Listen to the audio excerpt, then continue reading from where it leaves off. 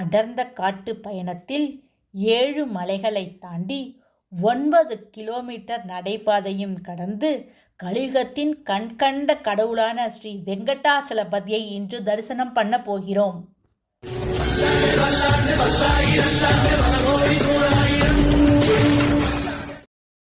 நாம் இப்போ திருப்பதியிலிருந்து திருமலையில் இருக்கக்கூடிய பெருமாளை தான் பார்க்க போகிறோம்.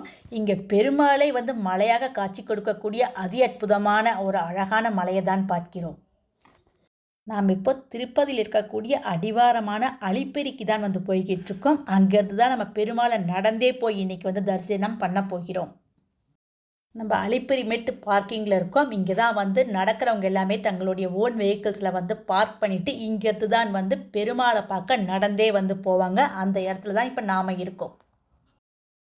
நம்ம அடுத்ததாக திருமலை என்ட்ரன்ஸில் இருக்கக்கூடிய வேர்ல்டு ஃபேமஸ் கருடனை தான் தரிசனம் பண்ணுகிறோம். திருப்பதி அப்படின்னாலே நமக்கு இந்த இடம்தான் முதல்ல ஞாபகத்திற்கே வரும்.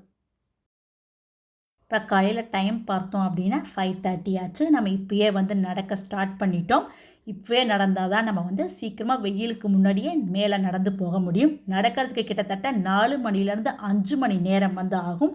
நீங்களே கூடிய எங்களோட நடந்து பார்க்குற மாதிரி தான் இந்த வீடியோவையும் நாங்கள் அமைச்சிருக்கோம். கண்டிப்பாக இந்த வீடியோ மிஸ் பண்ணாமல் நம்ம திருப்பதி பெருமாளை எல்லாரும் எங்களோட தரிசனம் பண்ணுங்கள். இங்கே பக்தர்கள்லாம் தீபம் ஏற்றி கொண்டு இருக்கிறாங்கல்ல, இந்த இடத்துலேருந்து தான் நம்ம மலைப்பயணம் ஸ்டார்ட் ஆகுது. இதான் ஸ்டார்டிங் பாயிண்ட். இங்கேருந்தா நம்ம மலைப்பயணத்தை நடக்க போகிறோம். நடக்க போகிறது 9 கிலோமீட்டர்ஸ். இதோடைய படிகள் பார்த்தோம் அப்படின்னா 3550 ஸ்டெப்ஸ் மொத்தமாக இருக்குது. நம்ம இங்கே மலைப்பயணத்தில் முதல்ல ரொம்ப அழகான பெருமாளுடைய ஒரு சிற்பம் பார்க்கிறோம். இவருக்கு எதிரிலே ஸ்ரீ ராமானுஜ ஆச்சாரியாரும் பெருமாளை கைகூப்பிய வண்ணம் இருக்கிறதையும் பார்க்கிறோம். டியூலேருந்து திருப்பதிக்கு வரோம். மலை ஏறும்போது நம்மக்கிட்ட நிறையா லக்கேஜ் இருக்குது அப்படின்னா இங்கே கீழே லக்கேஜ் கவுண்டர் இருக்குது. அங்கே நம்ம லக்கேஜஸ் எல்லாம் கொடுத்துட்டு நம்ம ஃப்ரீயாக நடந்து போகலாம். இங்கேயே ரிசிப்ட் தருவாங்க. அதை நம்ம மேலே கொடுத்து நம்மளோட லக்கேஜஸ் கலெக்ட் பண்ணிக்கலாம். நம்ம அடுத்ததாக பார்க்குறது ஸ்ரீபாத மண்டபம். இங்கே லக்ஷ்மி நாராயண பெருமாள் இருக்கார்.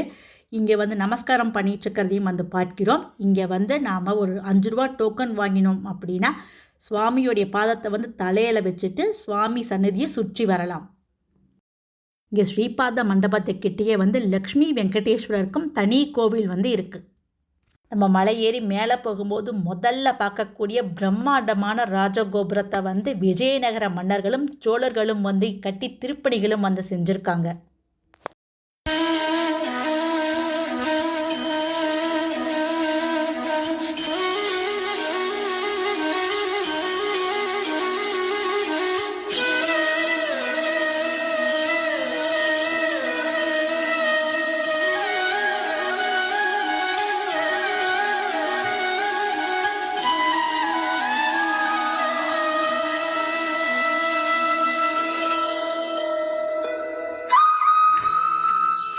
பெருமாளுடைய தச அவதாரங்களில் முதல் அவதாரமான மத்ஸ்ய அவதாரம் தான் பார்க்கிறோம்.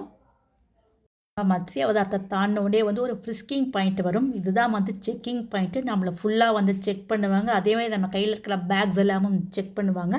நம்மக்கிட்ட ஏதாவது பிஸ்லரி பாட்டில் இந்த மாதிரி பிளாஸ்டிக் ஐட்டம்ஸ் ஏதாவது இருந்ததுன்னா அதை எல்லாத்தையுமே ரிமூவ் பண்ணிவிடுவாங்க. இந்த செக்கிங் பாயிண்ட்டை தாண்டி நம்ம மறுபடியும் மேலே பயணிப்போம். நம்ம பக்தர்கள் வேண்டியிருப்பாங்க. அதாவது ஒவ்வொரு படிக்குமே மஞ்சள் குங்குமம் வச்சு கற்பூரம் ஏற்றுறேன்னு சொல்லி வேண்டியிருப்பாங்க. அதுபடி அவங்க எல்லாமே வச்சுட்டு போகிறதையும் பார்க்குறோம். ரொம்ப அழகாக இருக்கும் இந்த கற்பூரம் ஏற்றி படியெல்லாம் பார்க்கும் பொழுது. நம்ம மலை ஏறும்பொழுது ரொம்ப வேர்த்து கொட்டும். அதனால் ரொம்ப டைட்டாக ட்ரெஸ் பண்ணிக்காமல் இருக்கிறது ரொம்ப நல்லது. அதே சமயத்தில் காட்டன் ட்ரெஸ் போட்டுக்கிறதுமே ரொம்ப சிறப்பாக இருக்கும். நம்ம அடுத்ததாக பார்க்க போகிறது குட்டியாக அழகாக இருக்கக்கூடிய முழுமுதற் கடவுளான ஸ்ரீ விநாயகர் பெருமானுடைய சன்னதி தான் பார்க்கிறோம். இங்கே விநாயகர் பெருமானை வேண்டிட்டு நம்ம அடுத்த பயணத்தை தொடங்குது.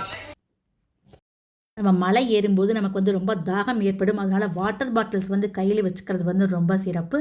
பக்கத்துலேயே நிறைய வாட்டர் டேப்ஸும் வச்சுருப்பாங்க. குடிநீர் குழாய்களும் அமைச்சிருப்பாங்க. அதில் நம்ம தண்ணியும் பிடிச்சி குடிச்சிக்கலாம். மேலே போகும்போது நமக்கு ஃப்ரூட்ஸு நீர்மோரெல்லாம் அங்கேயே விற்பாங்க. அதையும் நம்ம வாங்கி சாப்பிட்டுக்கலாம். அடுத்ததாக நம்ம கூர்ம அவதாரம் பார்க்கிறோம். இது தச அவதாரத்தில் 2வது அவதாரம்.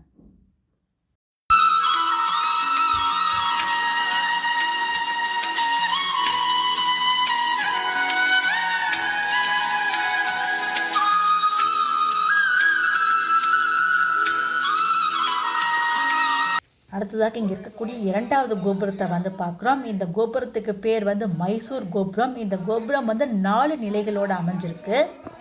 கோபுரத்தை கட்டியவர் வந்து விஜயநகர் வம்சத்தில் இருந்த மட்லா அனந்தராஜா அப்படிங்கிறவர் கட்டியிருக்கார். இந்த மைசூர் கோபுரத்துலேருந்து திருமலைக்கு போக இன்னும் 8.6 கிலோமீட்டர்ஸ் இருக்குது. இந்த திருப்பதி மலையே வந்து ஒரு அடர்ந்த ஒரு வனமான காடு. இங்கே வந்து நிறையா மிருகங்கள் வந்து இருக்குது. காட்டு பன்னி, கரடி, அதுக்கப்புறம் வந்து நிறைய குரங்குகள், அப்புறம் அணில்கள்லாம் வந்து நம்ம மலைப்பாதையில் போகும்போதே சில சமயங்களில் வந்து பார்ப்போம்.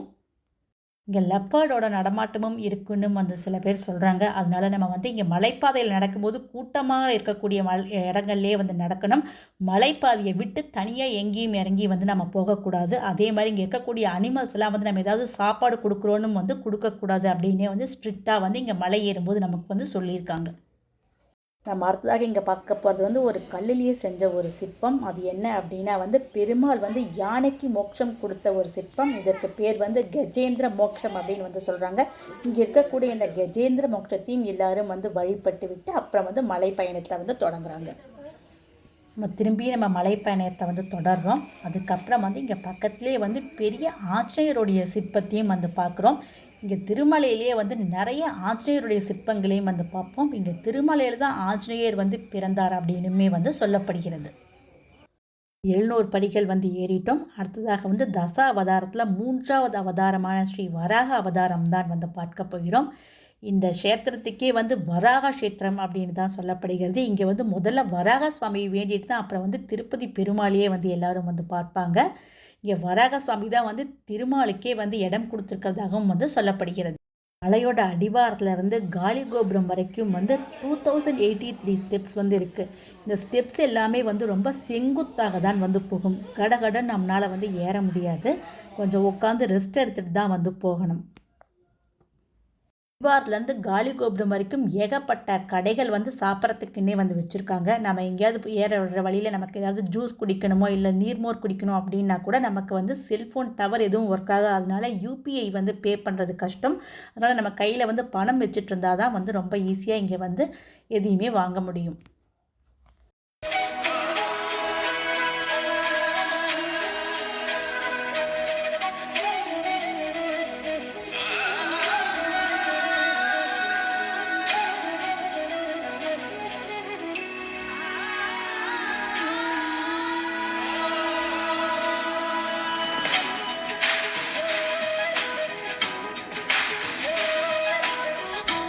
மலையில் இந்த இடத்துல இருந்தே வந்து திருப்பதியோட ஃபுல் சிட்டி வியூ வந்து பார்க்குறோம். பார்க்குறதுக்கே வந்து ரொம்ப ரம்யமாக வந்து இருக்குது.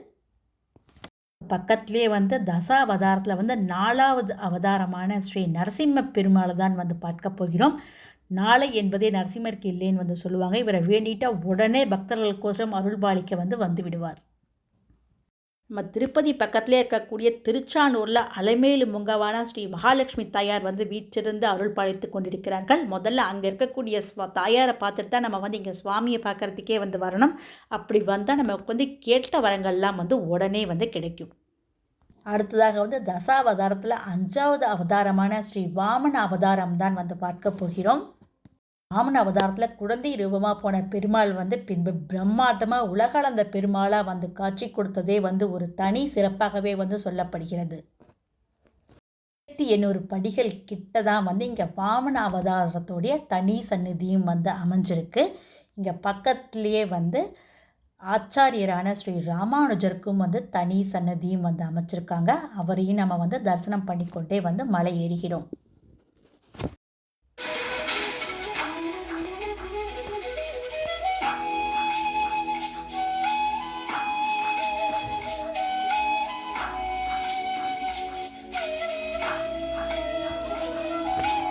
அடுத்ததாக பார்க்க போகிறது வந்து காலி கோபுரம்.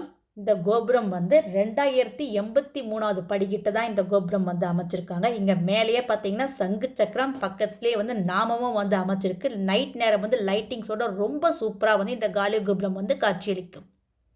கோபுரத்தை வந்து 16th செஞ்சுரியில் வந்து கட்டியிருக்காங்க. மைசூர் கோபுரத்தை கட்டின விஜயநகர எம்பையரில் இருக்கிற மட்லா அனந்தராஜா தான் இந்த கோபுரத்தையும் வந்து கட்டியிருக்காரு. அடிவாரத்துலேருந்து காலி கோபுரம் வரைக்கும் படிகள் வந்து செங்குத்தாக இருக்கும். ஏறுறதுக்கு வந்து ரொம்ப கஷ்டமாக இருக்கும். இதுக்கப்புறம் வந்து படிகள்லாம் வந்து ரொம்ப ஃப்ளாட்டாக ஈஸியாக இருக்கும் நடந்து போகிறதுக்கு. காலி கோபுரத்திலே வந்து ஒரு ஆஞ்சநேயருடைய சன்னதியும் வந்து பார்க்கிறோம். இதற்கு எதிர்த்த மாதிரியே வந்து ஸ்ரீ ராமருடைய சன்னதியும் வந்து அமைச்சிருக்காங்க. இங்கே இருக்கக்கூடிய தெய்வங்கள் எல்லாம் தரிசனம் பண்ணிட்டு தான் நம்ம வந்து அப்படியே நம்மளுடைய மலைப்பயணத்தையும் வந்து தொடங்குகிறோம். இங்கே வந்து ட்ரிங்கிங் வாட்டர் ஃபெசிலிட்டியும் இருக்குது. இங்கே நிறைய வந்து ரெஸ்டாரண்ட்ஸ் வந்து இருக்குது. நம்ம எதாவது சாப்பிட விரும்பினோம்னா இங்கேயே வந்து சாப்பிட்டுக்கலாம். இதுக்கப்புறம் வந்து எங்கேயுமே கடைகளே வந்து இருக்காது. அடுத்ததாக வந்து 6வது அவதாரமான ஸ்ரீ பரசுராம அவதாரத்தை தான் வந்து பார்க்கிறோம். திருப்பதியிலேயே வந்து பார்க்க வேண்டிய நிறைய கோவில்கள் இருக்குது. நம்ம ஸ்ரீபக்தி சேனல்லே வந்து வக்குல மாதா, அதாவது பெருமாளை வளர்ந்த தாயாரான ஸ்ரீ வக்குல மாதா கோயிலும் நம்ம ஸ்ரீபக்தி யூடியூப் சேனலில் போட்டிருக்கோம். அதே சமயத்தில் ஸ்ரீ கல்யாண வெங்கடேஸ்வர சுவாமி திருக்கோயிலும் வந்து போட்டிருக்கோம். ஸ்ரீனிவாச மங்காபுரத்தில் அமைஞ்சிருக்கக்கூடிய பெருமாள் கோவிலும் போட்டிருக்கோம். இந்த கோவிலெல்லாம் டிஸ்கிரிப்ஷனில் வந்து நான் கொடுக்குறேன். இந்த கோவில் வீடியோஸ் எல்லாமே நீங்கள் கண்டிப்பாக வந்து பாருங்கள். அடுத்தது 7வது அவதாரமான அவதார புருஷர் ஸ்ரீ ராமருடைய தனி சன்னதி தான் வந்து பார்க்கிறோம்.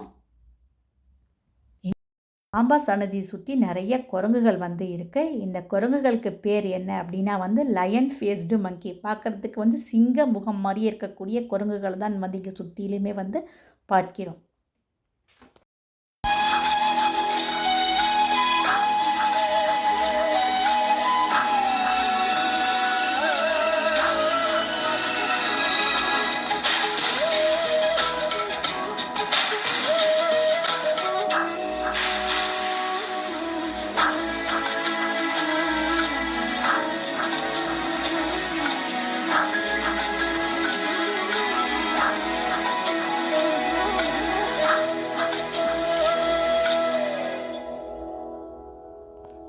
பார்க்கும்போதே தெரியும் படியெல்லாம் வந்து ரொம்ப ஈஸியாக இருக்குது நடந்து போகிறதுக்கு.